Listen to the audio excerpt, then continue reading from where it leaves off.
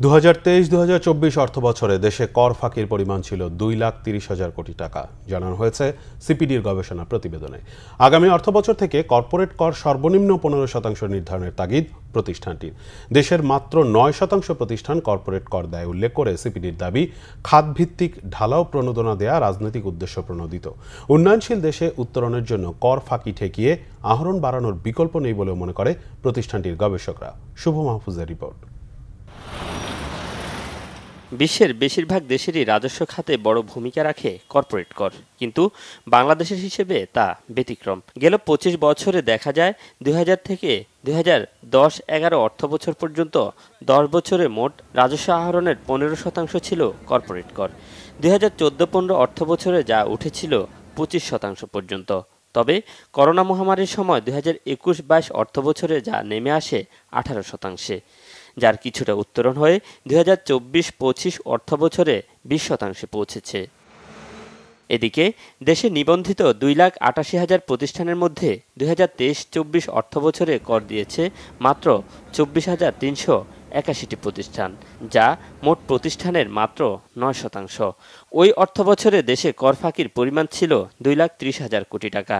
কর ফাঁকি কমাতে দেশের সব আর্থিক প্রতিষ্ঠানকে শুধু একটি ডিজিটাল প্ল্যাটফর্মে আনার পরামর্শ সিপিডির।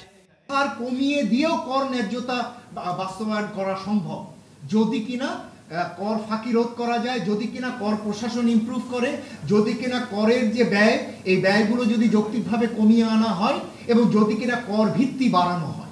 বাংলাদেশের সামগ্রিক আর্থিক লেনদেন একটি একক ডিজিটাল সিস্টেমের ভিতরে নিয়ে আসতে হবে, যাতে করে এই যে কোনো ট্রানজ্যাকশন দেশের যে কোনো জায়গায় হোক সেগুলোকে যাতে ট্রেস করা যায়, ট্র্যাক করা যায় এবং সেটার আলোকে যাতে তার রিটার্ন সাবমিশনকে ভেরিফাই করা যায়। ব্যবসায়ীদের রাজনৈতিক উদ্দেশ্য প্রণোদিতভাবে আর কর প্রণোদনা না দেওয়ার পরামর্শ সিপিডির। রাজস্ব ইনসেন্টিভ দিতে গিয়ে আমরা শিক্ষার জন্য পর্যাপ্ত অর্থ দিতে পারি না, রাজস্ব ইনসেন্টিভ দিতে গিয়ে আমরা স্বাস্থ্যের জন্য বিনিয়োগ করতে পারি না, রাজস্ব ইনসেন্টিভ দিতে গিয়ে আমরা সামাজিক নিরাপত্তার জন্য যে ইন্স্যুরেন্স কাঠামো গড়ে তোলা সেদিকে আমরা যেতে পারছি না।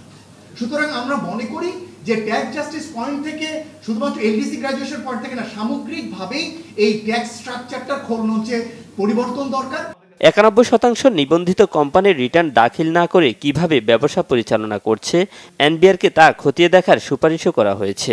হিসেবে চিন্তা করেন যে হ্যাঁ, আমি প্রতি বছর দেখতে পাচ্ছি এই কোম্পানিগুলো আমার ট্যাক্স দিচ্ছে না, এই কোম্পানিগুলো আমার এনবিআর রিটার্ন দিচ্ছে না, সেটাও কিন্তু এক ধরনের ইনডিরেক্টলি চাপ তৈরি করবে কোম্পানিগুলোর উপরে। শুভ মাহফুজ, বাংলা ভিশন, ঢাকা।